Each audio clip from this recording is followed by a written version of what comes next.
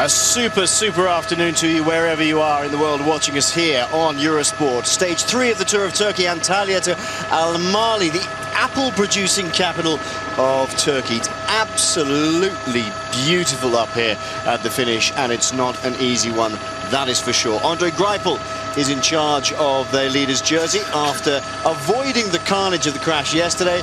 Aldis Koopes, now second overall, having won the stage yesterday and getting 10 bonus seconds in the process. There we are. Greipel wears the turquoise of race leader. He also has the points leader's jersey. Marcel Kittel will be wearing that in his stead. Mustafa Sayar starts the day as the Turkish rider from Turku in the mountains classification jersey. Here's where we are. We're running up the coast of Turkey all through the tour today, but starting in Antalya, 153.5 kilometers in total. A second category climb fairly early on, only 270 meters high. Then the Turkish Beauties sprint, followed by 3 first category climbs.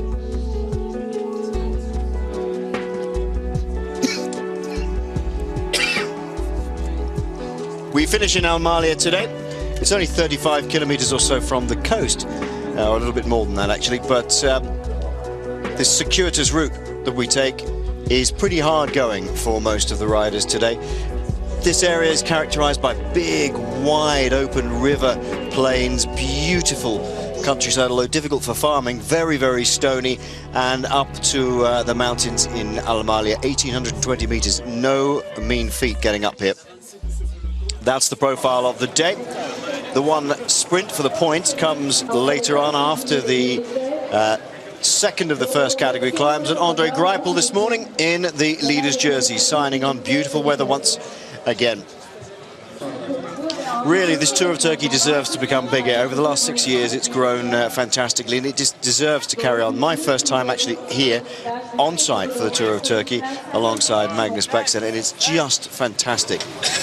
Well organized, well supported by the locals. I mean, here at the top at Al-Mali, there are thousands of people just sitting on the rocks by the side of the road. They're all here for picnic. There was nobody about 3 hours ago, and it's absolutely amazing. Rolling out of the tourist town of, tourist city of Antalya, even though it has a very long and illustrious history. The start real, depart real.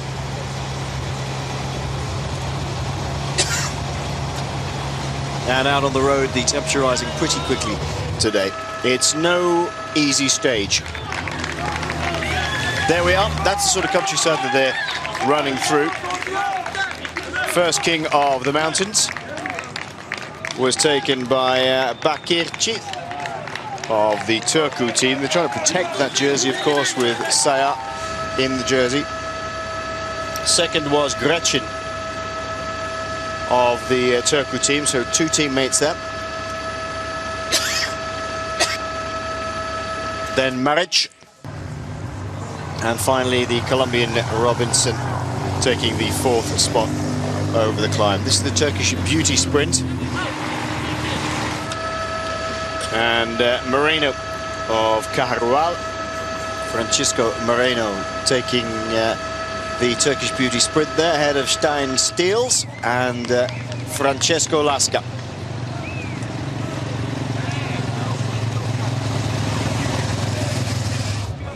And then we moved into the bigger mountains, first category climbs of the day. That is a name you'll remember, well, you should remember if you're into your cycling. A man called Thurow, Didi Thuro's son, Björn Thurow, taking the 10 points for the first of the first category climbs, ahead of Finetto of Vini Fantini and Gretchen again of Turku. He's been going well today. And then again for the next king of the mountains, it was a sprint between the bunch and Finetto, just taking the points ahead of Gretchen.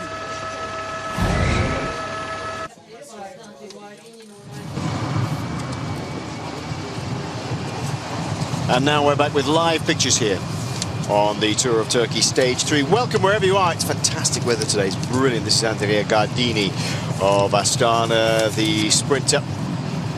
He's having a little trouble. He's coming back towards the group now, but he was dropped on the last climb, which isn't a categorized climb.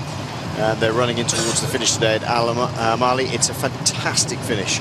Really is a fantastic finish. The roads today, well, they're well surfaced. They're not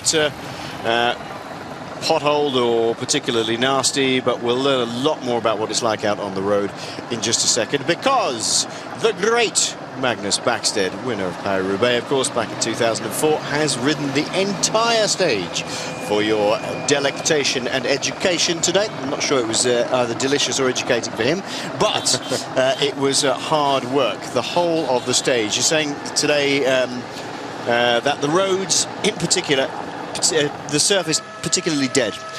They are incredibly dead, actually. If I'd been riding tubular tyres, I would have almost gone back to the mechanic and asked if he glued the tyres on the wrong side. That's the kind of feel, you know, just you didn't get a single millimetre for free today. It's also quite a sort of strong headwind throughout the whole stage, pretty much. There's a couple of little sections where you kind of feel like you're getting a little bit of relief from it, but the majority of the stage is uphill and headwind. And it just turned out to be quite a tough ride, actually. Although I've got to say, I enjoyed it. I absolutely loved it. It's beautiful out here in the countryside. You know, it's hardly any cars, and when you get outside of the major towns and cities, then it's scenery is stunning, beautiful weather, and you know, what more can you ask for, really? We just tweeted if you wanted to see what he looked like when he finished. A new prototype bike for him. This is Jacopo Guarnieri, sorry, who's I think it's Guarnieri and Guardini who've been off the back. Guarnieri, I think, has had a mechanical problem. Tough going though today, actually, I would think, for some of these riders, especially from the smaller teams, Magnus, because the breakaway's gone a long way ahead. They had about sort of 6 or 7 minutes. They're down to about 3:30 with 47 kilometers to go. You said that there's between the big climbs, there's one non-categorized climb, a bit Spanish-like, which they've just chucked in there without telling you it's there. Yeah, definitely. It's I got quite surprised, really, when I saw that climb, because I expected the first category climb, the second of the first category climbs, to be basically it, and then it was more or less, you know, a little bit undulating and downhill towards the final climb of the day up to the finish here. So when I turned around the corner, and I got a little bit surprised by this between 5 and 6 kilometer long climb, around about 5.5% average, and yeah, beautiful. Like I said, a beautiful day, beautiful scenery, and nice weather.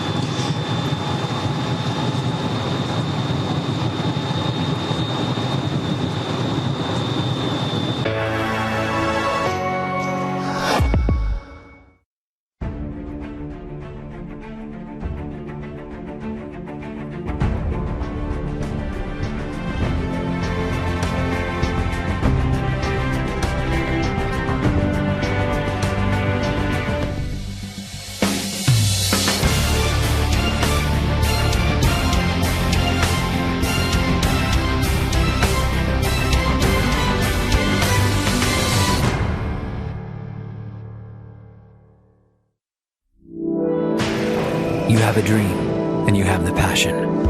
You want to go beyond what everybody else says is possible. Imagine you riding alongside a legend. This is your chance. Conquer the road. Dikkat et oğlum. Paso. Paso, paso, paso. Attentie în spate, mă. Nee. Nu! Calm. Schiet, shoot, man! What?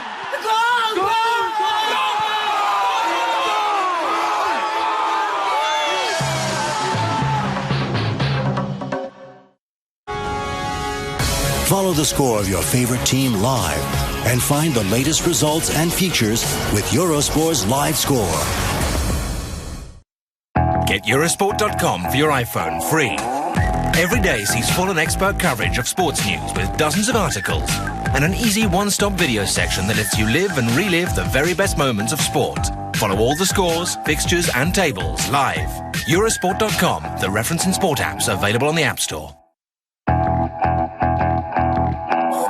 Eurosport Player is the multi-screen service of the Eurosport channels. With Eurosport Player, watch Eurosport and Eurosport 2 live on computer, smartphone and tablet through a single subscription. Watch your favourite events through the catch-up service. Also enjoy exclusive content through the bonus channels. Eurosport Player. All sports, all emotions.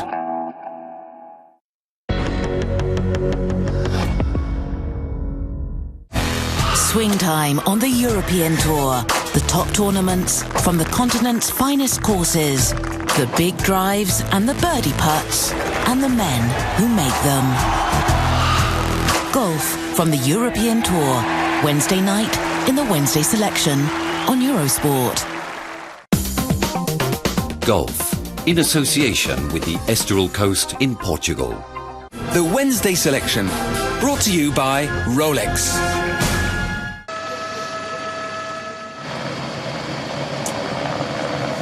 Welcome back. That's the man who started the day in the Mountains classification jersey, Mustafa Sayar. He won't end it in that jersey because he's not been part of the breakaway today. He has got a man in the breakaway from his team, Sergei Grechin. Grechin's doing pretty well, actually. Grechin is fighting for the Mountains classification with Finetto today. Finetto of Vini Fantini. A lot of mechanicals happening at the moment. We saw Jonathan Cantwell just now before we went to the break with the slippage of the post, the seat post. And this time around, it's Lamprey and Luca Wackerman who needs a rear tyre there. Talking of Lamprey, the hot news is that Alessandro Petacchi retires as of now. So one of the great sprinters of his generation. He's been dogged in the last couple of years with doping investigations and so on, but in his pop, certainly one of the great sprinters, or if not the great sprinter of his generation. Took over from the tail end of Mario Cipollini, really.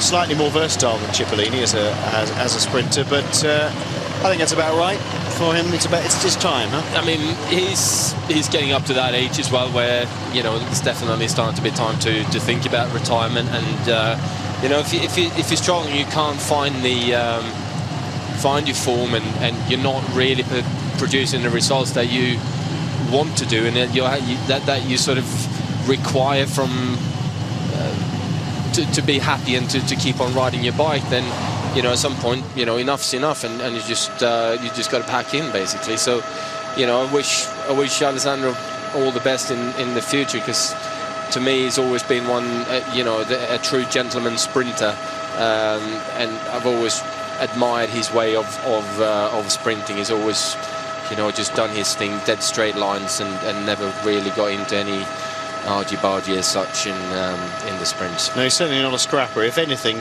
he's a canny sprinter, isn't he? He's not averse to the odd, very slight drift from his line, which is fair enough. He's not coming hard across anybody's line. No. We wish him well whatever he does from now on. Alessandro Petacchi is the man of the news at the moment. He retires today. That is Bjorn Thureau. You probably remember Didi Thureau. He is just about. Yeah, Didi Thureau. Bit bonkers, I have to say, Didi Thureau was.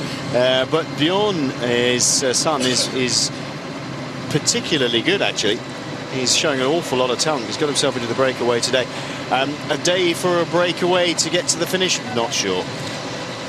Yeah, if you look at the handlebars, you can see the vibrations from the road. It just real coarse kind of gravel that is stuck down with tar into the road, and it's quite an uncomfortable surface, and all those small vibrations, they make for it kind of tires you out. It tires your lower back out, and it's also very difficult to kind of find any nice rhythm when you're riding. Yeah, you can see them sort of bouncing around at high frequency vibrations all the time. I mean, you can tell it was going to be like that just from the fact that even in the Francesco Chicchi, not a day for him today. Chicchi, sprinter. A very fast one indeed. Indeed, yeah. He's never quite pulled off the really big ones, I don't think, which is a bit of a shame, really. Belies his talent, frankly. But yeah, coming along today in the minibus that's ferrying us all around, all the commentators in one big load. You could just feel it through the road even then. So on a bicycle, it must be quite tiring, I should imagine. It definitely is, but this road that they're on here now is actually, it was, as far as I was concerned, the nicest part of the whole ride. Is it falls flat downhill all the way towards well, to about 25 kilometers from the finish, when you sort of turn into slightly smaller roads, and it becomes a little bit what should we call it, sort of farm road almost, that you're starting to go onto with about 25k to go. But this part of the stage is really nice. A little bit of crosswind at points, but nothing that should sort of worry them too badly.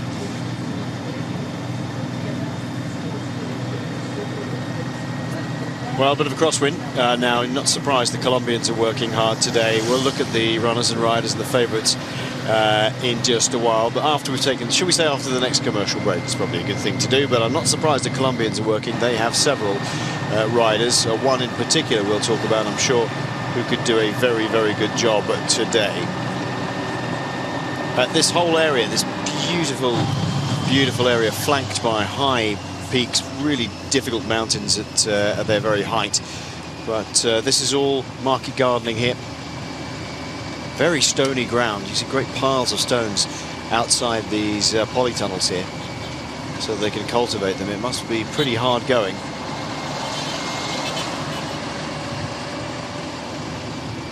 Just dotted with vineyards and apple trees as we go further and higher up in towards the finish at Almari. It is called Apple Town. Almari means apple town. They produce somewhere between, depending on the year, of course, 12 and 15% of the whole of Turkey's apples, which is a big industry here. Thousands of students from around the world participate in the events it organizes. And what do they learn? Friendship, integrity, cooperation, and achievement. The International University Sports Federation. Excellence in mind and body. Dikkat et oğlum. Pass off. Pass op, pass op, pass op. Attention, Spatimo. Nee. Kalm. Kalm. Roer. Schiet. Schot hem maar. Schiet. Kom op.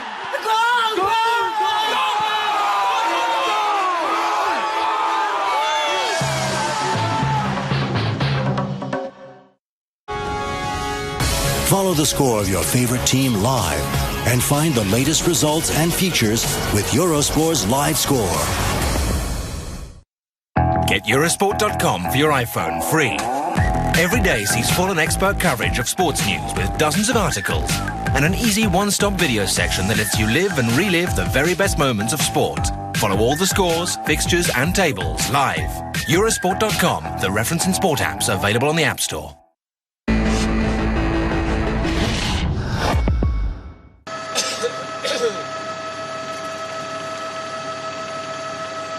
Look at that. Look at that over on the right-hand side. It's absolutely beautiful here. The Turks, I have to say, and quite rightly so, are extremely proud of their tour. You just don't, unless you're on site for commentating, as we are very privileged to be here at the Tour of Turkey, you have no real conception of how the thing is organised, how they welcome the riders and people coming here to follow the race, and of course how the locals support it. I can safely say this is one of the friendliest tours I've ever been on. Everybody's extremely happy and extremely accommodating and very, very, very polite. Outside of our commentary booth, it's incredible. Everybody's just appeared from nowhere, and we really are in the heartlands of the Antalya Mountains here. Yeah, I was starting to wonder where all the people has come from, because the villages that we've ridden through, I don't think they quite host this many people in them.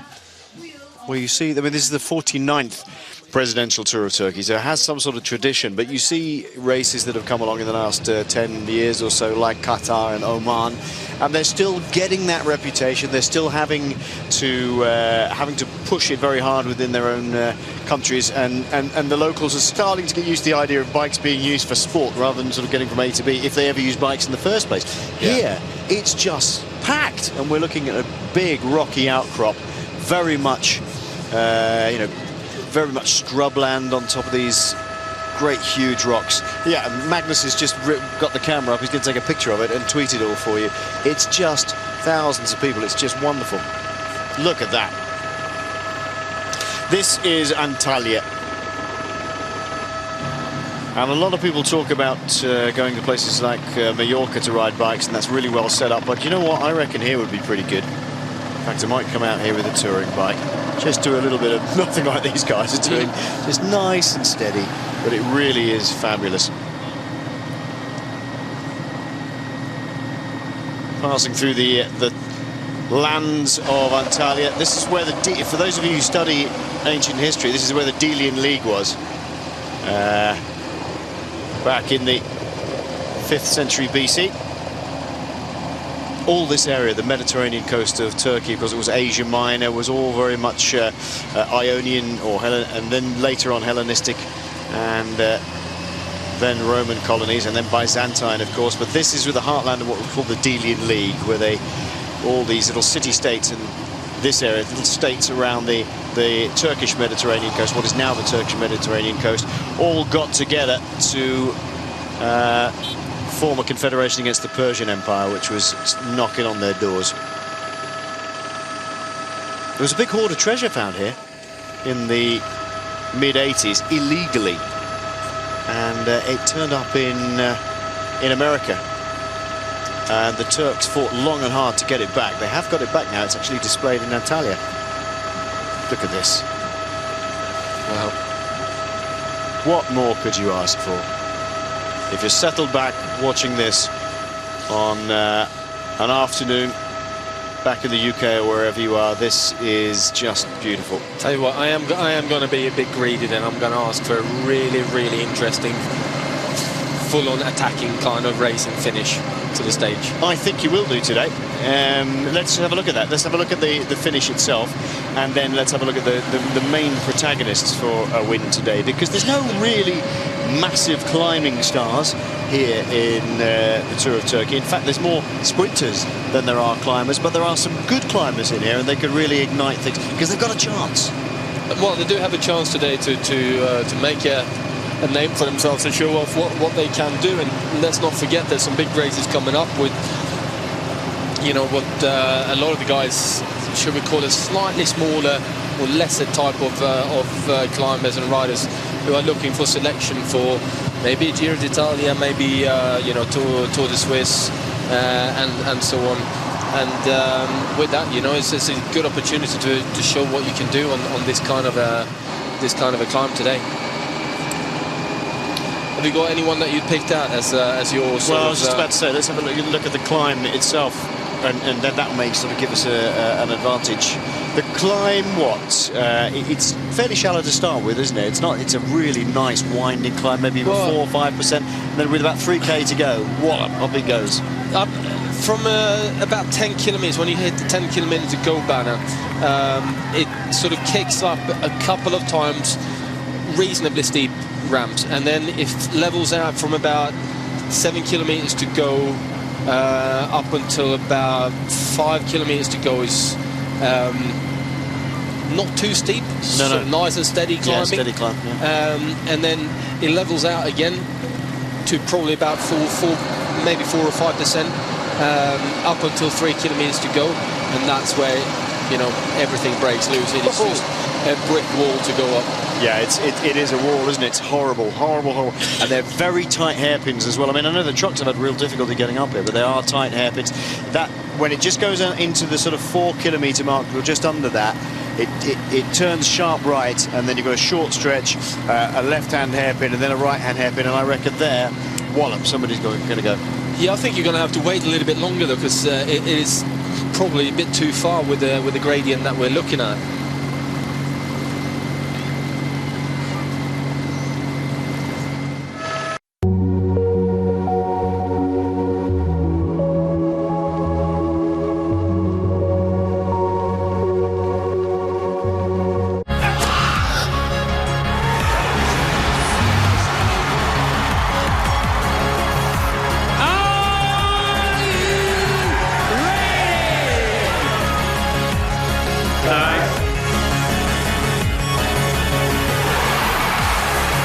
Is our champion.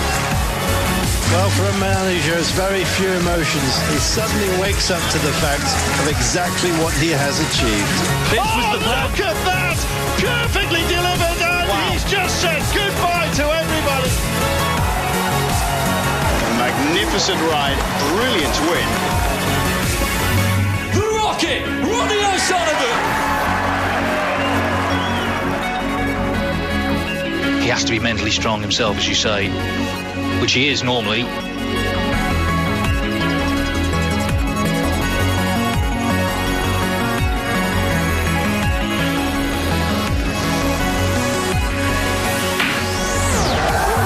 they have won the UEFA Under-17 European Championship.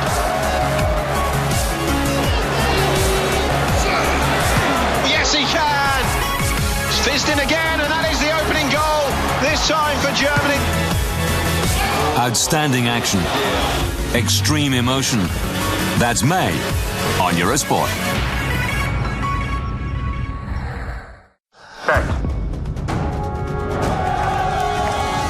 Watch this. Massive disappointment. What a picture that is. Oh, it is.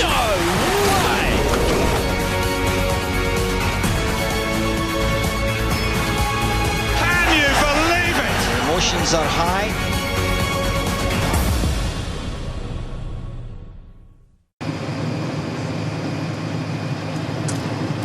Welcome back. Just 30 kilometres to go here. Stage 3 of the Tour of Turkey. 2 minutes and 39 seconds is the gap. These are the remaining men in the breakaway. Sergei Grecin of Turku, Mario Finetto of Fini Fantini, and Bjorn Tero in the centre in the dark green from Europcar. Tero, the son of the great Didi Tero. And Sergei Grecin and Finetto have been battling away for the mountains classification jersey today. By my calculations, Finetto has it at the moment by 2 points. 17 he's on at the moment, if I've heard race radio correctly today.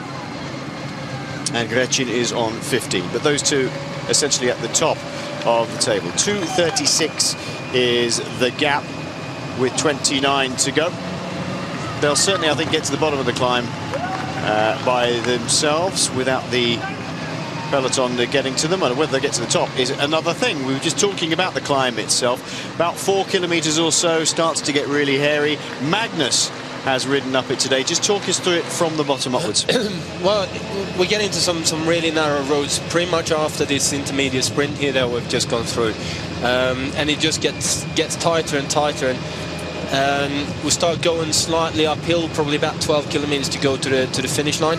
With 10 kilometres to go, you've got a couple of little ramps, nothing more. It's probably a couple of 100 metres, but it gets relatively steep and then levels out and then kicks back up again and levels out. It goes on like that for a little bit. Then you got between sort of 7-8 kilometres to go, up until 5 kilometres to go, where it's a steady kind of gradient, reasonably hard climb. Then all of a sudden it flattens out with about 5 kilometres to go, up to the 3 kilometres to go mark, where it's not too bad a climb. I found it quite nice to ride up that part, but just before you hit the 3 kilometre to go mark, it just goes crazy. I'd say we're looking at probably 10-12%. Yeah. Probably in the tightest part of the corners, you're looking at well above 18-19%. Yeah. And the gearing that I had on my bike today was borderline, whether it was... what were you on today? 42.26. 42.26. So these guys... asymmetric chainring, so I don't know. Well, but yes, of course, it makes a complete difference in the gearing. It changes as it goes through the cycle, through the stroke. Yeah. On an asymmetric gear. Most of these guys will be running much the same, though, I'd imagine. I would have thought so. 39-20-27 is probably what would be advisable. But also in these hairpins, they are very, very tight. Unlike, say, an alpine hairpin, where you can go very wide around the outside and take the shallowest route. Some of these are not like that at all. No, they're quite steep in the middle of, well, even if you're taking the outside line. Although they don't feel like I don't feel like they're quite as steep. But you know, I don't think it really matters. If you want to be up there, you're gonna have to go sort of a reasonably short way around the hairpins. But I gotta say, if you put yourself in in reduce, do an attack before 3 kilometers to go, or if you have to close down an attack, or any exertion whatsoever before that 3K to go mark, and you will not be there for the finish. It's gonna take some special ride if you're gonna, you know, go from very, very early on on this climb and hold on all the way up to the top. There's Andre Greipel on the left-hand side in the turquoise jersey of race leader. And at the moment, it's Orica Greenedge who are coming here. Just wants to get the extra points in the intermediate, just in case. I think they've already been mopped up, to be honest, but it's still a wise move. There's no radios in this race, of course, so never quite sure what's going on, because the breakaway was originally 6 men. It's now 3 men at the head of affairs. They're not quite sure where everybody is. If anybody's still in that group, there's still the possibility of, if you've missed somebody come back into the group, then there may be 1 point available. So off he goes to get that.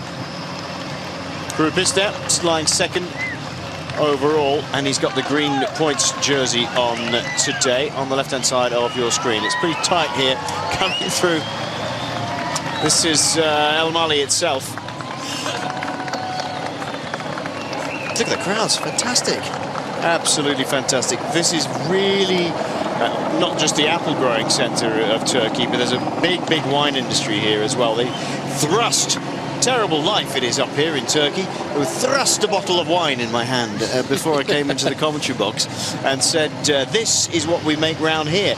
And it is gold medal winning wine, but the interesting thing on the back, actually, they've got a little bit of history about the wine of this region. And I hadn't a clue that the word wine comes from Wiana originally, which is a Hittite word. And the Hittite kingdoms, of course, were here long, long before the Delian League. But yeah, the same types of wine are being grown here for 2,500 years.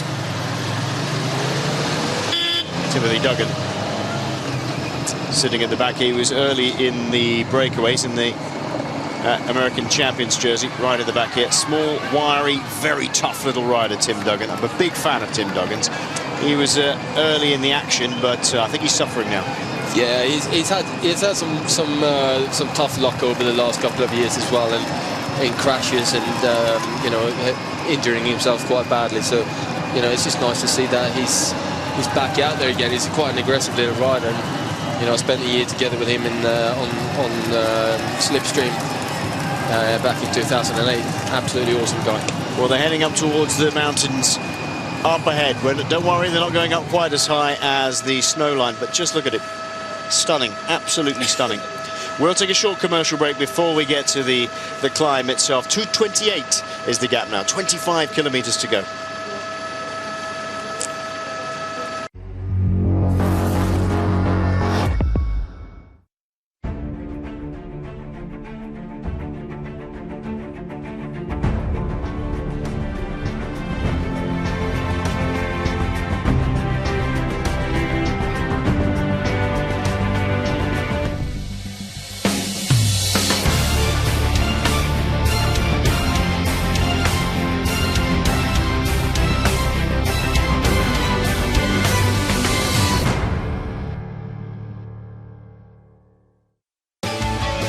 Coming up today on The Grid, we get set for Formula One and Australia's V8 supercars.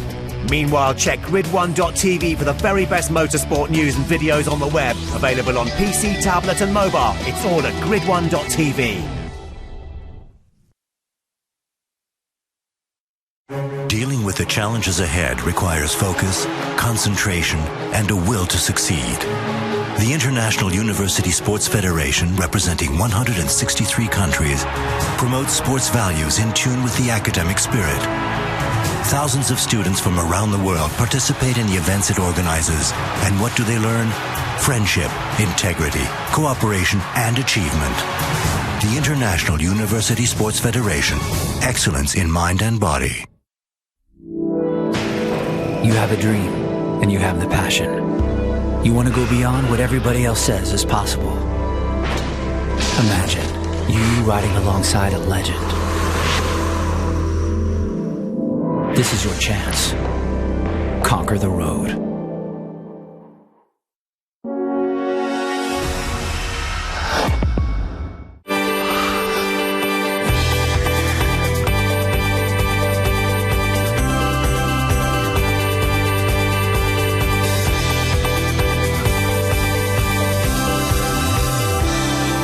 The Giro d'Italia from May the 4th to the 26th, live on Eurosport and Eurosport 2. Welcome back. We're inside the last 25 kilometres here on stage 3 of the Tour of Turkey. This is Sergei Grecin of the Turku team. They're having a good tour, aren't they? They have to, of course, being the Turkish team. But after last year, they've got to show something here. They've got to show something, definitely, and put things on a mend. But, no, I mean, they're racing well. They're going after all the jerseys and really going for everything that they can go for as such. You know, maybe the overall win is going to be out of their reach, but you know, getting a couple of jerseys on the shoulders of their riders is certainly not a bad thing. You know, Grecin's doing a good job of going after the mountains classification jerseys today. He's fighting with the man behind him in the fluorescent yellow of Vini Fantini. It's Finetto, Marco Finetto.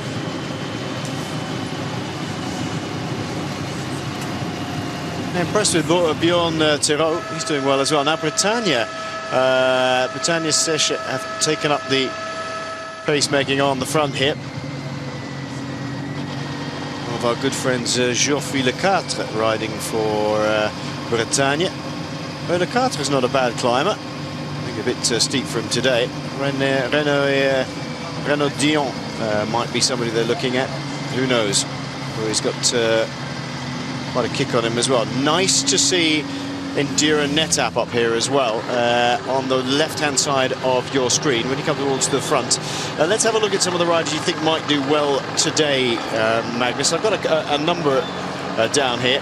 Aramendia might be quite good for Caharual. Yeah. It would go quite well, I think. Young Scott Thwaites might do quite well here. It might be a bit steep for him, but he could enjoy himself at least and have a go. I think it might be a little bit too steep and possibly a bit too long for Scotty, but you know, you never know. He's kind of an unknown talent as such when it comes to these kind of climbs yet, as far as I'm concerned anyway. So we'll just have to wait and see. Marc de Marc. Maybe a bit steep for him, I think. Yeah. He's quite a big lad. I'd say two riders I really would look out for, though, is the Polish national champion's going very, very well. He's a good climber. Yeah. Miguel Golasz. You can't call him Golas, by the way. No. That means naked in Polish. Does it? Yeah. Miguel Golasz is a good climber, and I'd like to see how he goes today. My money's on today, Darwan Atapuma of the Colombia team. Yeah. Looking at Kevin Seeldraes the other day, though, yes. I would like to see what he can do. He's shed an awful lot of weight. I hardly even recognised him on the bike when I spotted him the other day. If he still kept the power that he used to have, this is a climb that definitely will suit him. And with the new power to weight ratio that he should, in that case, carry, I think he'll be able to do something quite special. Yeah, he's very, very lean at the moment. As you say, you can almost not recognise him, except for that sort of hunched style he has. Very easy to recognise that way, but that's about it. A climber that sits like a sprinter on his bike as well. Yeah, he does, yeah. I mean, he actually doesn't look that different from Andrea Guardini when they sit the same. This at the back here is Graham Brown of Blanco. Let's just revisit yesterday's massive crash on stage 2. Not the best of days. Graham Brown, in this case, could not be held responsible whatsoever, which may be something you couldn't have said in his earlier career. He was a bit wayward, but it was Mark Renshaw who touched the rear wheel of Graham Brown, as Brown was the penultimate man in the lead-out train for Theo Bos. The news is that there are a number of casualties from yesterday. The most serious, of course, Mark Renshaw not starting this morning. Renshaw out, didn't start this morning. Van den Echten from Lotto Belisol.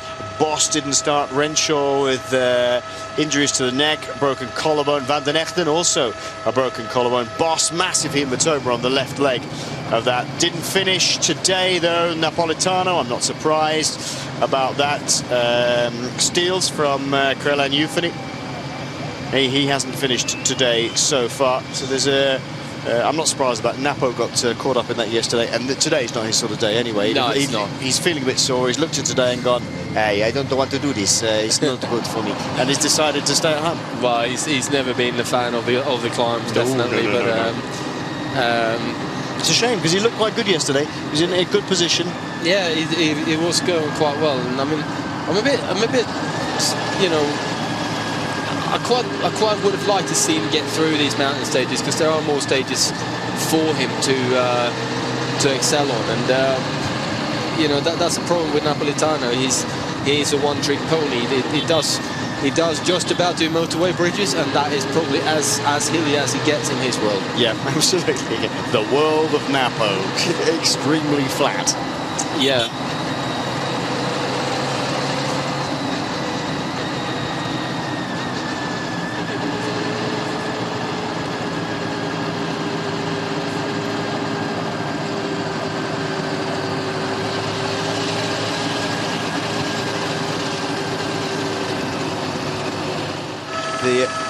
Just looking out the window here, and Magnus has just pointed out that there's a stunt rider up. Oh, I couldn't see him. He was behind the window frame.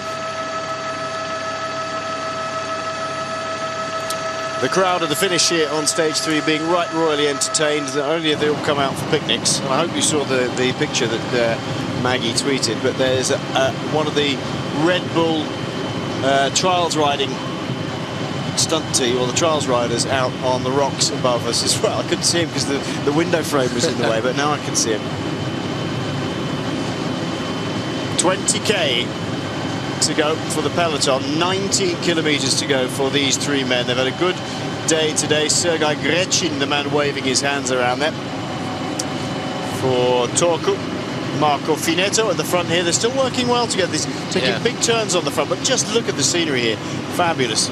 This part of the course was actually quite nice. Once you got on over those couple of little bumps, leveled out, and this is the only area where there's a little bit of tailwind going on. You know, when I was riding along here, I was able to sort of sit relatively comfortable at sort of 30, 38, 39 kilometers an hour, which got to mean that is quite nice. You can see it here, can't you? Yeah. Now, if you're watching in HD, on the right-hand side of your screen, just coming into the picture, is the Polish champion we were talking about, Michał Golasz.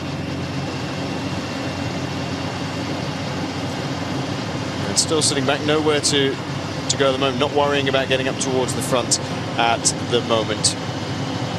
Just keeping hold of their best man, keeping him back for a little bit. This on the front at the moment is the Bardiani Valvole CSF Inox team. What was the Colnago CSF team? Sasha Modolo having injuries as well from yesterday. Great big lacerations over the shoulder from where a chainring managed to dig into him in that big crash yesterday. That's one of the the more common injuries, isn't it, when there's big crashes and everybody piles in on top of each other. It's inevitable that somebody's going to get chainring marks somewhere.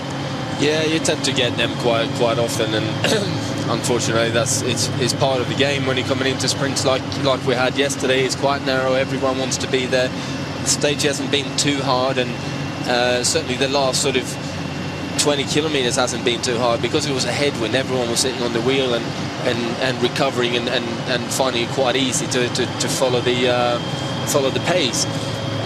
If it'd been a slight bit of crosswind or even a tailwind, actually, it would have been harder to stay near the front, and you know, there would have been less riders with the power to get up there and play with the lead-out trains, and that's when these mass crashes happen, and unfortunately it's part of the game. See all these masses of polytunnels. These are all the apple orchards on the right-hand side. A large portion of Turkey's fruit growing goes on in this area, these big fertile plains. And those are the mountains they're heading into, up to Appletown, literally. Al Mali. Al Mali is just beautiful. It really is stunning up here. And we've had an interesting race so far. But today, everything's going to turn on its head. Remember, our leader in the turquoise jersey is André Greipel. He'll get up this one okay for the rest of the week, because he's not too bad on these sort of climbs. He'll just sit in and do his thing. But as for some of the other riders, they'll be really hanging in there, really suffering. Kittel, for example, I don't think he'll be enjoying it up much today.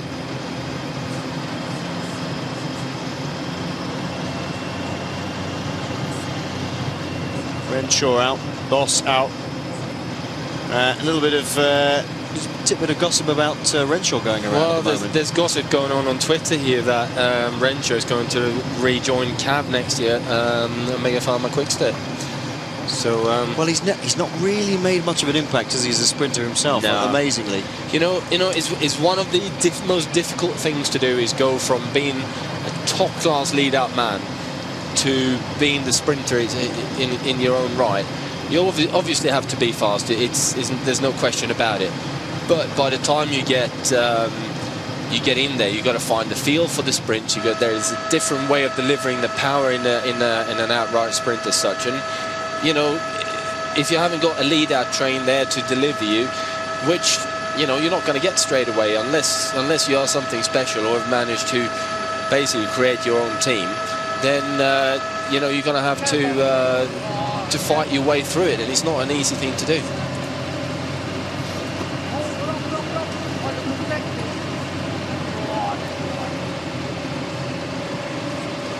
Outside of our commentary booth, the trials riders made it right up to the top of the rocky outcrop here.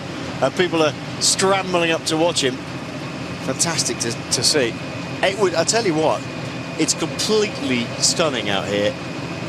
You could very easily do a 2-week tour out here and have a wonderful time, and not necessarily go too far from some of the big cities like Antalya.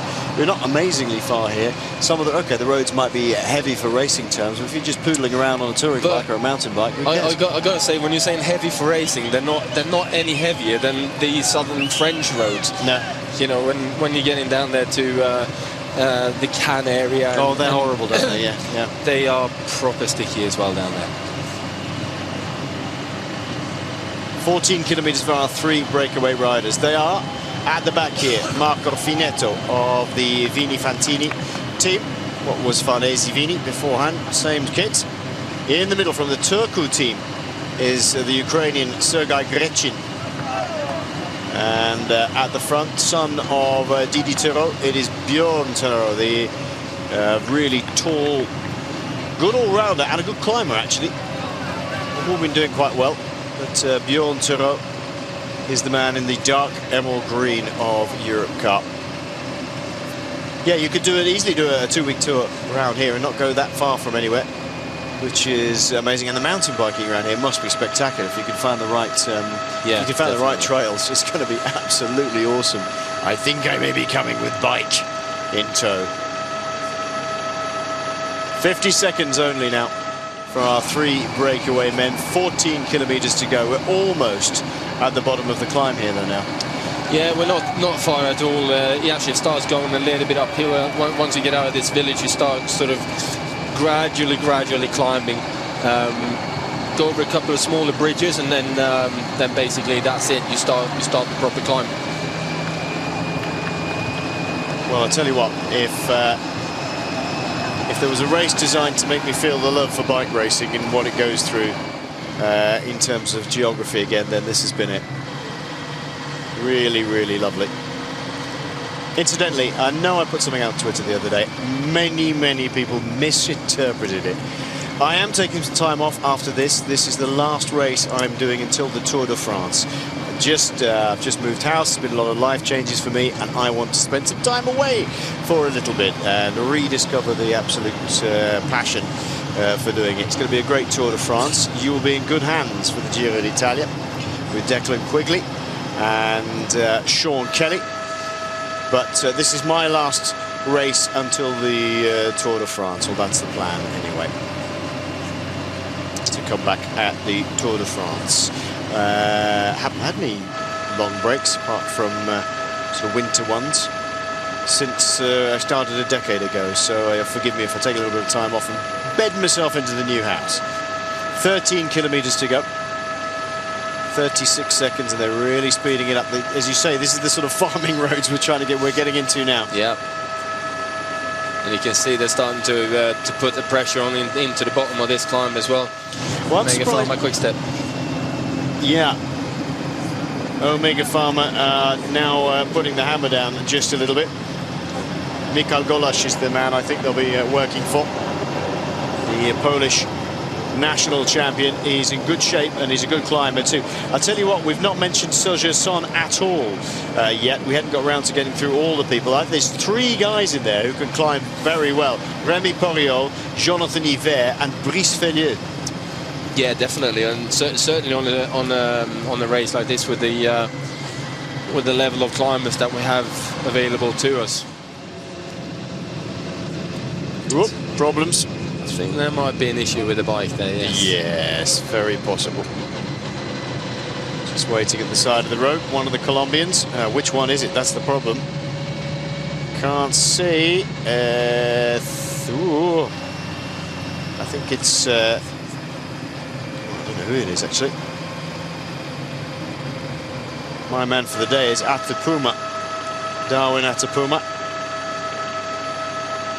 The Colombian climber won a very good stage last year in... I'm trying to remember where it was now. Catalonia, I think. Not this year, but the previous year. Yeah, you're right there. Just 2 then. Tyrrell and Gretchen, and Marco Finetto has succumbed to the inevitable fatigue and been all day in the saddle. Heat as Tyrrell sets the pace and Gretchen goes with him. Yeah, like I said, this is just when he starts going uphill. There's a couple of little kicks where obviously Tyrrell put the pressure on. Interesting to see Orica Greenedge towards the front. Cam Meyer. Well, yeah. Is it not going to be a little bit steep at the top for Cam Meyer? Who knows? Possibly, but I say give it a go. If you don't try, then you're never going to know. And to be fair, they haven't really got anything else with them here to to try with. So you might as well give it a go for Cam and set him up as best as possible, and let him have a proper go. Yeah.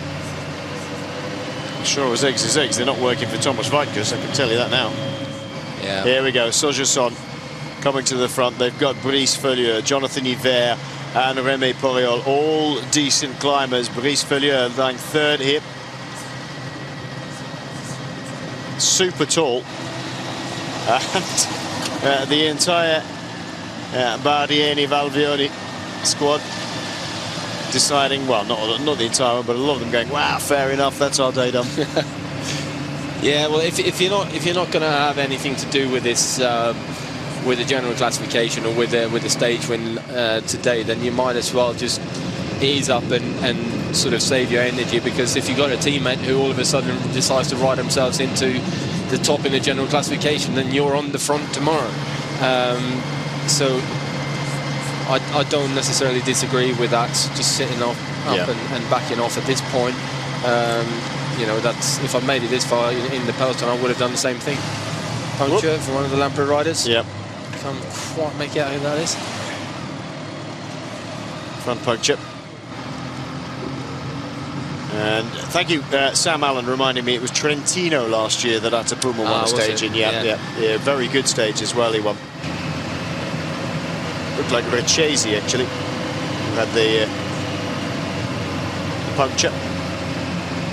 He won't be too worried, sprinter that he is. Oh, Soja-Son won this one, setting it up. Oh, cramping. Nasty, nasty, nasty. Well, it has been hot out there. Tell you what, the temperature out there is actually, when you're climbing, it is very, very hot indeed. But as soon as you stop, the air is actually still quite chilly. But the sun is warming nicely, so you know, it's one of these temperatures which is quite difficult because you don't drink quite enough for it. And I think there'll be a few guys struggling with cramps and so on. It was Recchesi who's getting back onto the rear of the peloton there.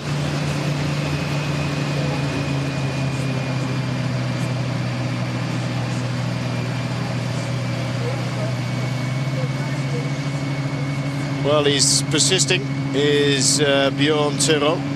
Doing a good ride, actually, because the whole of Soja-Son are on the bottom there, driving it along for Brice Felieux. I would imagine 20 seconds only is the gap that they've got, but 9 kilometers to go. It's a real power climb at this point. Yeah, it's pretty much big ring up until 8 kilometers to go from to the top, basically. So this part here is where it steepens up a little bit. You can see it starts labouring. You can go big ring, but it's probably advisable to sort of drop down to a little ring already.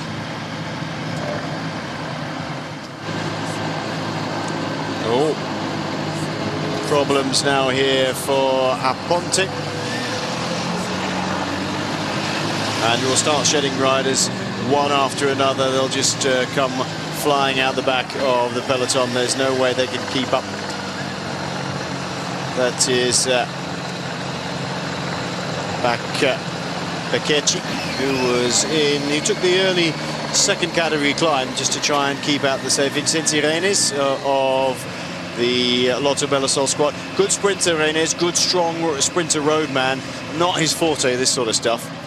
No, he's done well to keep himself up here until now, I think. But it's another rider that I would have liked to see get a couple of opportunities to sprint for himself, because he very rarely does it. And but he seems quite happy with with the work that he does for his team. So you know, yeah, it's causing a bit of pain here. This, isn't it? Dropping off the back there, Andreas Schillinger of the NetApp Enduro squad, and one by one they're all being shelled out the back here. Well, that is Anthony Delaplace. We saw him on the attack yesterday, Delaplace, but he wasn't going anywhere. This is, again, is not his sort of thing whatsoever, Delaplace. One by one they're going off the back here. Well, the tempo is set very, very, very high indeed. And when you get in these ramp ups, there's little kicks and then it flattens out again. You've got to change pace the whole time. And it's something which is very difficult to cope with if you're not an outright pure climber. Finding that if there's a steady gradient on the climb, you kind of find a certain pressure on your pedals and on your legs that you kind of get used to, and with that you can kind of keep on going all day, all the climb up to the top, and you're happy. When it changes and you've got to change gears, you've got to up the pace a little bit, you've got to change the pedaling rhythm, it becomes very, very difficult to sort of to live with an outright climber if you're not one of them.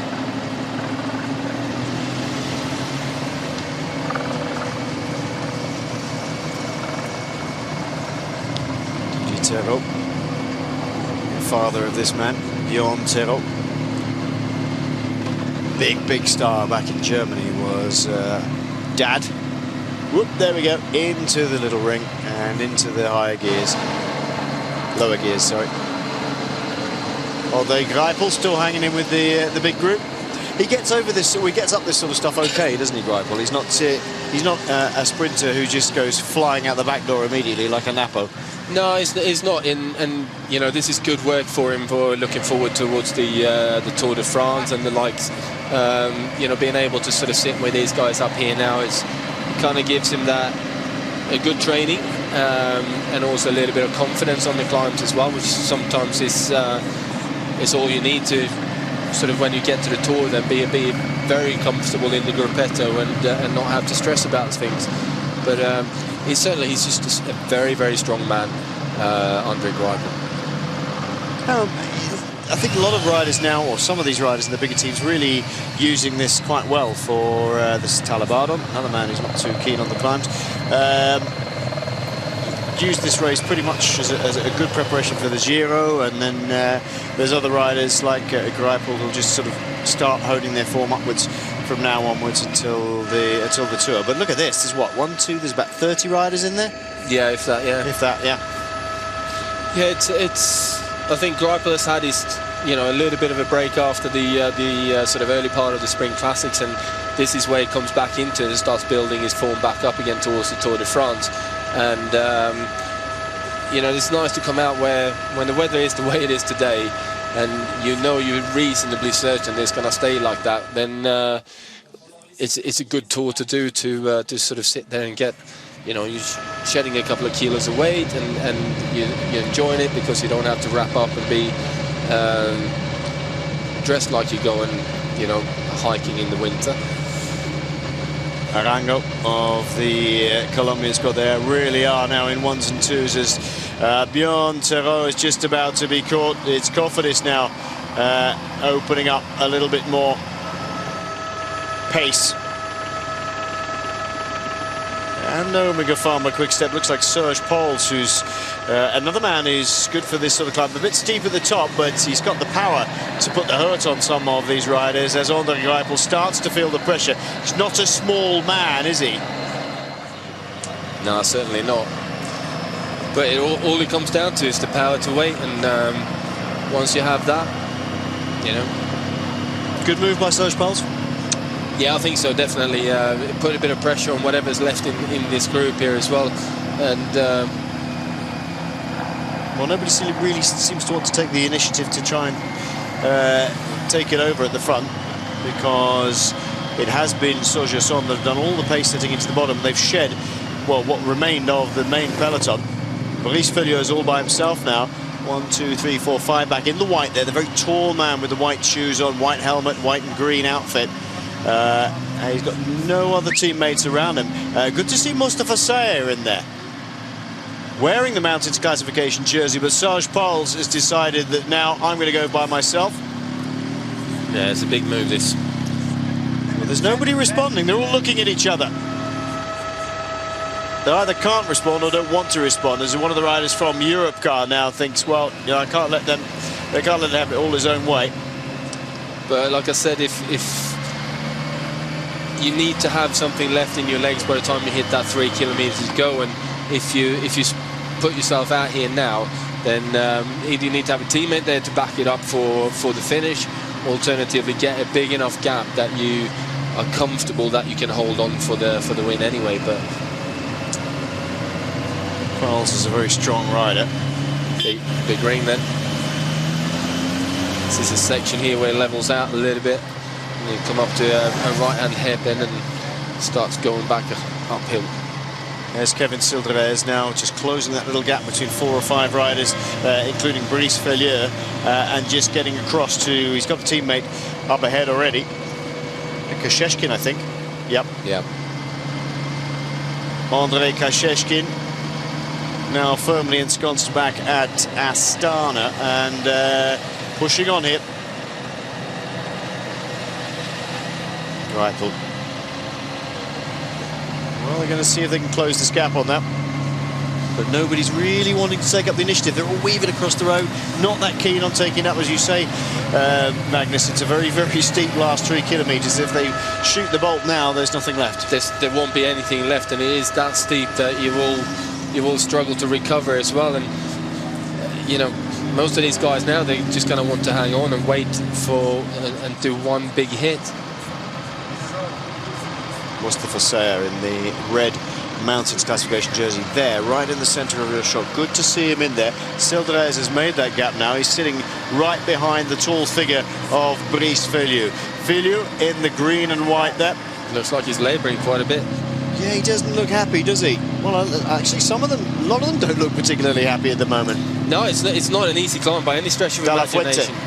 Yeah, De La Fuente now takes up the pace on the front. We mentioned him yesterday. Now, this is a good move by De La Fuente. He's that sort of climber. He's not a super climber, but he can twiddle those pedals around. And we've seen him very, very good in the past, and that's put the hurt on a little bit more. We're going to be shedding some more riders out the back here. Certainly are. Eric Rousel still hanging in there. Yeah, it's a good ride by Rousel, isn't it? Younger brother of Joanna Rousel, Olympic champion in the women's team pursuit. Powers is riding very strongly, though. He's not really getting any more time between himself and what's left of the peloton, but nevertheless, it's a strong climb. Beginning to just ramp a little bit here, and it's a long day in the saddle. It may be only 155 kilometers, this Chalaput of the Columbia Square. May only be 153.5 kilometers, but look how hot it is. And there's no respite out there, is there? There's not much in the way of shelter on this road. No, there's not. It's windy all day, and I said the whole stage is basically starting on sea level and finishing on 1,800 meters, and there's hardly any kind of descending going on after any of the 3 first category climbs that we've negotiated today. So tough stage. Rousel being distanced now, but that's a great ride by young Eric Rousel. He's ahead of Clement Koretsky, who we've already seen. Just passing him. Mikhail Golash there is not right on the front. I expected him to be a little better. Golash is going to have to make up the time in the red and white striped jersey there, the white with the red band of Polish champion, and being distanced. De La Fuente's doing some real harm to riders up here at the front. Cajarual on the left-hand side of your picture. Cajarual, they've got a lot of decent climbers. Very, very good.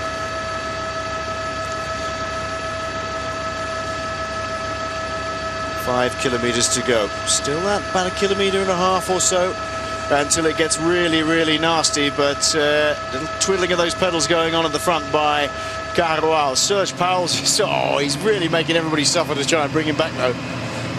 No, he's doing a very strong climb, and he's found a good rhythm and just working away at it. The question is going to come now that when he gets up to this steeper part, has he got anything left in his legs? Because it's up until here, it's kind of what one would like to call it a climb where you can sit and just power along. As soon as you get to that 3K to go mark, it's more of a climb where you have to be in and out of the saddle, up and bounce on the pedals, and then back into the seat a little bit again, and then back out of the saddle, and it's 2 completely different type of riders to, you know, I think the best sort of example would be to draw, you know, Wiggins and Contador. If you watch those 2 climbing styles, Wiggins sits down very, very much, and whereas Contador is in and out of the saddle pretty much every 30 seconds.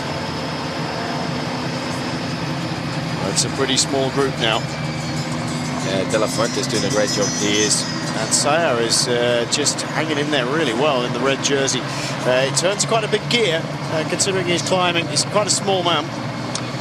Yeah, it's funny, some of the sort of smaller riders, they actually end up turning a bigger gear. Oh, Sildraez got on the attack. Kevin Sildraez, exactly as Magnus said, we'll have to see how he goes, because he's lost an awful lot of weight, and that's a big one. Yeah, that's with some intent, that is. 5 kilometers to go, but we have seen this before with Kevin Cilderez. He could put in a big attack, and then it just doesn't last long enough. He's got that kick. He can get away from people who'll get about 500 meters up the road, and then he gets brought back. But can he make it stick this time? He's never done it so far. No, he hasn't. But you know, sometimes got to be the first time, hasn't it? It's a long way to go though with that 5 kilometers to go, and like he's putting himself in the hurt box.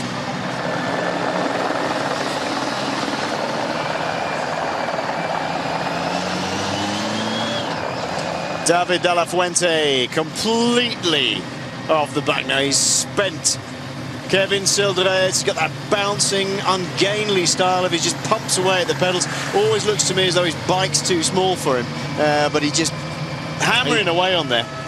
He's that kind of a rider who looks very aggressive on the bike, and his position is quite aggressive as well. But everything is happening behind here now.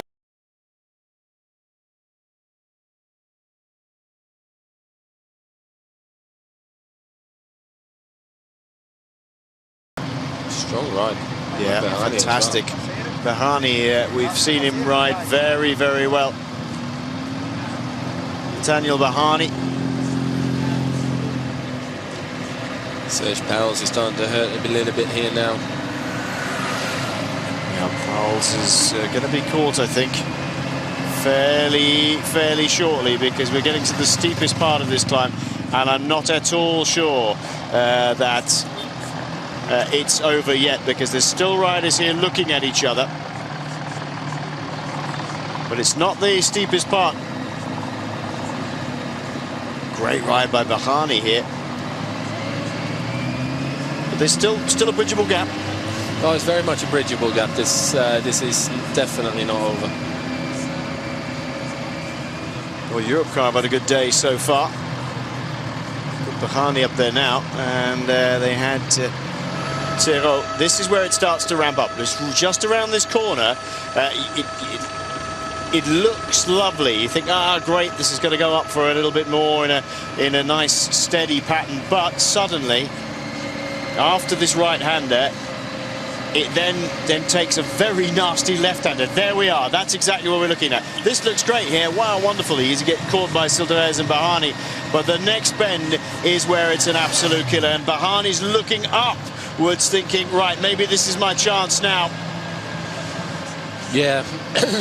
There's two thoughts that can enter your mind there. One is a very positive one, and then the other one is, oh dear. There we go. That's a nasty, nasty ramp, and there's another hairpin just lurking up ahead of them as Serge Pauwels starts to feel the hurt. Cilderez is still hanging in there. Behani is looking very good. I think there may still well be an attack to come. It doesn't really let up at all from this point up to the finish line, so... Slipping off the back, Maxim Belkov. Look at that. Look at the gradient with 3 kilometers to go. Has anybody still got anything left in the legs? You see, Behani and Cilderez are not out of reach yet. Cilderez is starting to pull a few faces as well. I'm not surprised, actually. Definitely hurt.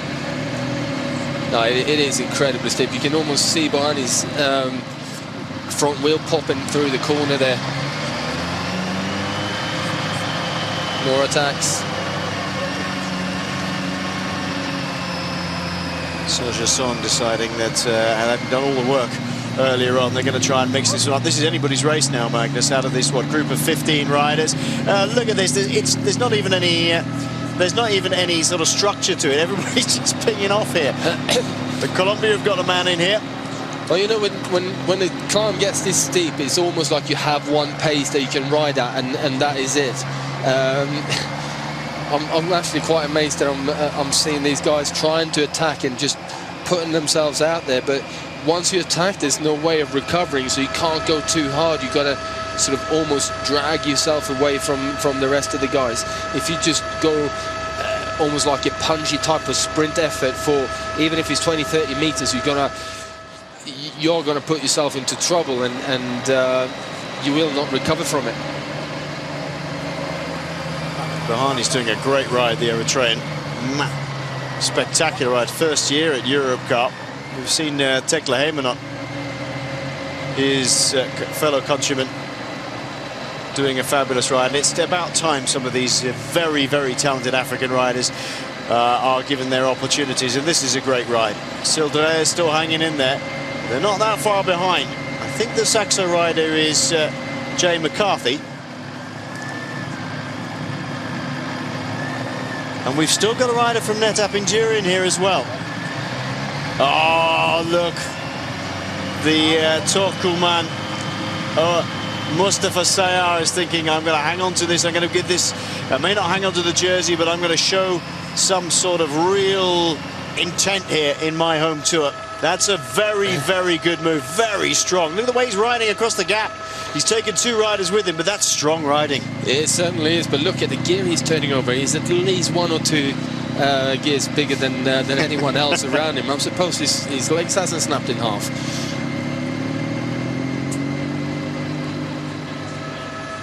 Brahani of Europcar and Seldre is now being joined by 4 other riders.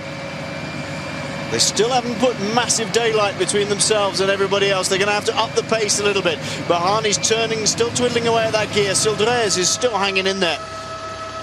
It doesn't lead up to the finish now at all, this. No, it doesn't. There's literally no respite whatsoever. You might get a little bit through one of these corners, but then you want to try and accelerate through them as well, because the speed you can get through a corner, it takes you a little bit up the next kind of straight, and you know, it's just gives that little bit of a respite to your legs as well, that you're actually going up the climb, but you're not having to put that much pressure on your pedals.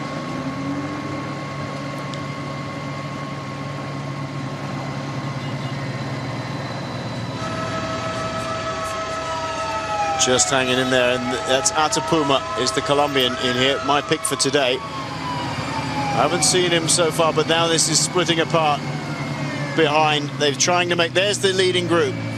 Pagani is the rider from Bardiani Vavoli, and that's who they were working for earlier. Atapuma also in there. Oh, look at that.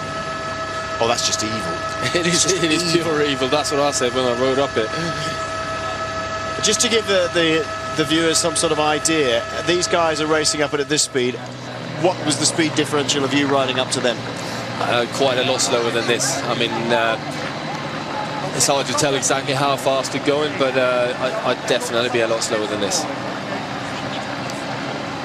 So as a big man, the steeper he gets, the less good I am. Exactly, yeah. Nathaniel Bahani, the front, still turning over a good gear ahead of Mustafa Sayar. Super riding by Bahani, and now it's NetApp Enduro taking up the challenge here.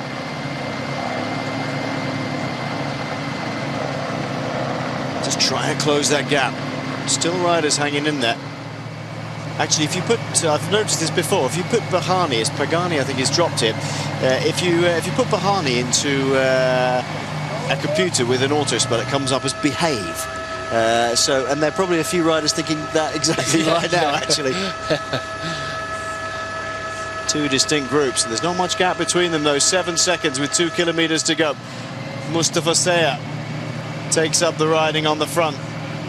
The man at the back in the Colombia jersey is Atapuma. Just ahead of him in the turquoise of Astana is Sildrez. There's some real hurt going on here, and Atapuma's been dropped. Yeah, look at the pace he's setting here, Mustafa. Mustafa Sayar. Early on in the mountains classification jersey, and a rider you wouldn't see from one year to the next. Mederel is the rider from Sogerson, and I've got to say this is an unbelievable ride by Mustafa Sayar. Yeah, it is definitely quite special. Look at Sildrez is now in trouble there as well.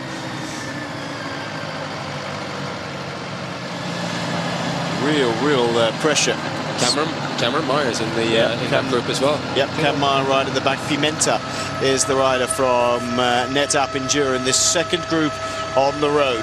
Has anybody got anything in the legs to try and bridge across the gap? I doubt it. It's so steep that it doesn't matter if there's only 5 seconds between them. They're going to have real trouble getting across here. Mustafa Seyer of Turku leads the 4 men at the front of this race up towards El Mali with 1 kilometer to go. Behani, the Eritrean, just behind. Atapuma and Pagani have just gone under the 1 kilometer to go banner. They're being joined by the rest of this breakaway group. And Seyer is trying to put in another bit of a dig. The gear he's turning over is still absolutely enormous. Look, they're almost coming grinding to a halt here. Well, the crowd waiting up at the top are being in for something spectacular. If they see Mustafa Seyer here, they go bonkers. They will go mad then, I think. But look, everyone's looking for more gives, and fortunately there are no more. Everybody's absolutely on the rivet. About 5 seconds only between these 4 men and the group chasing, with Meyer in there. 61 of Orica Green Edge. There's no way they're going to come back to it. Seyer again stands on the pedals. Sildreyes is pulling all sorts of faces, trying to stay with them. Yes, just trying to respond to the last corner with about 350, 400 meters to go to the finish line. From that moment on, it does actually let off a little bit, but I'm not talking much. Nederel from Sogerson is being distanced. Of these, I think of these men here, actually, to be fair. He's coming back again. I think Behani looks the best for me. He does actually look very good, but don't discount Sildreyes, because it's all going to come down. If it comes down to a sprint, then, you know, he's fast, Sildreyes, and it's got that kind of character where you see the finish line and you can just empty the tank completely in about 5-10 seconds. Oh, Nederel was working his way back, and now he's gone back. And oh, here comes Cam Meyer. That's a big attack. Yeah. It's just waiting and waiting to see whether there is whether he can do just one big effort. Here goes Behani, putting in an effort to try and get away. He's not shed Sildreyes at all. Sildreyes was straight on him. Exactly, and he's got the kick. He's the man with the kick in this group of 4. I think the best of the climbers, the best of the turners of pedals is Behani, but the man with the biggest kick is Kevin Sildreyes. I hope those fans just stay out of the way of Sildreyes at the moment. Behani's doing all the upping of pace. Cameron Meyer's trying to come back to them with 300 meters to go. I think it's just a little bit too late for Cam Meyer.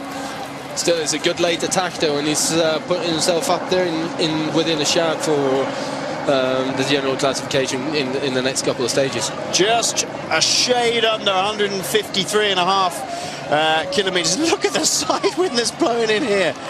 With 200 meters to go, the kick goes from Behani. There's no response. He could do with going up a gear now if he can slip it any well. That's a great attack by Behani. The Eritrean moves away. He's going to take the win, and the biggest win of his career as Sildreyes tries to outdrag, and does. The second man in that little group, Mustafa Seyer. Sildreyes gets second. Mustafa Seyer gets third. I've got to say, there's not much of Mustafa Seyer. No, there's not much of him. He's like a twiglet. Nederel finishes 4th, and Cameron Meyer is just a little bit too late. He's caught now. And over the line, catching him is Johan Bajou. There's Atapuma, just comes over the line. He's just a little bit too far down for me. That was Rory Sutherland in there. Oh, I'm surprised. Surprised he's up there. Sutherland. Pimenta comes over the line for Netap Enduro. Pagani. That's a good ride by Pimenta. Netap Enduro will be very pleased with that, I think. But that's a super win. Yeah. Super win by Behani. You can only lift your hat to that one. That was a strong ride all the way. Well, he kept the pace high. Just high enough that nobody could get across the gaps. Those that did were always under pressure. Then he just held his reserves back. Every time he needed to respond, like Kammeier, for example, as he started to come across, Behani opened up the pace a little bit more, made it difficult for anybody to come across, and then a spectacular kick in the last 200 meters. He almost, I mean, he's spinning a really small gear. I thought he was going to click up another gear, to be honest. He just kept going then. Yeah, I still can't get over the gear stem and stuff I was riding. Huge, just huge. I can only recall seeing those kind of gears being turned over a couple of times in the past. Sergei Gonchar used to be a man who used to turn over that sort of gear. Climbing wise, I'm thinking Frank van den Broek. Yeah. Enough said. That's a good attack. That's a very good attack. Twiddling away at the gear. And Kevin Sildré just left wanting, really. I mean, just nothing to respond to that. That's a great finish by Behani. And a fantastic 2012. His first win of 2013 for Behani. And last year he was African road race and time trial champion, as well as winning the Tour of Algeria. So great win.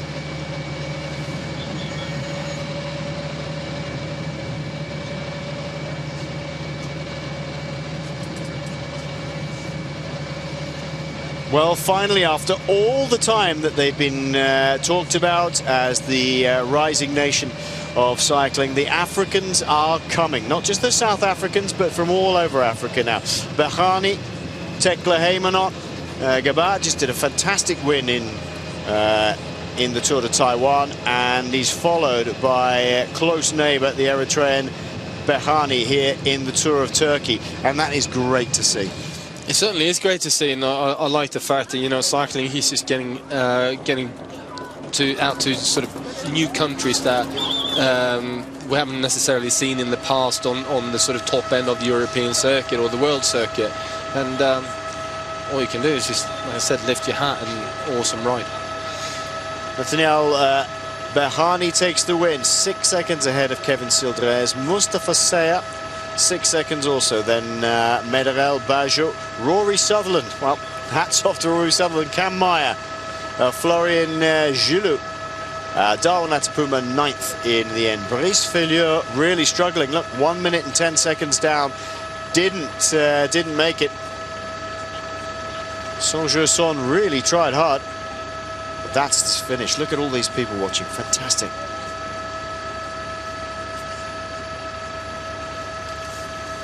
What a magnificent stage. General classification now being held by Behani as well, ahead of Sildré. And Mustafa Seya now at 12 seconds overall. Will Nathaniel Behani manage to hang on to that? I'd very much like to see that, wouldn't you? It would be fantastic. A terrific win for Behani, and Europe can't get a win. Another African win in a mountain stage, the second in 2 months.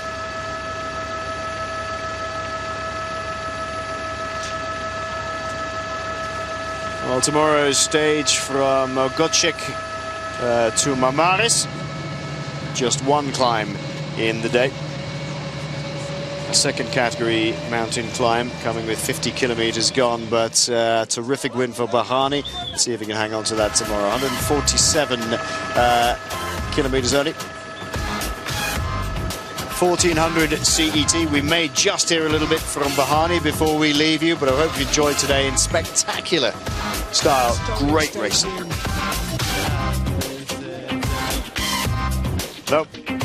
He's just saying it's the biggest stage in the Tour of Turkey, and it's magnificent for me to win. I can tell you that. We'll see you tomorrow. Magnus and I have had a great day. Magnus will be out on the bike again tomorrow. Tell us all about it. We'll see you tomorrow. Bye for now.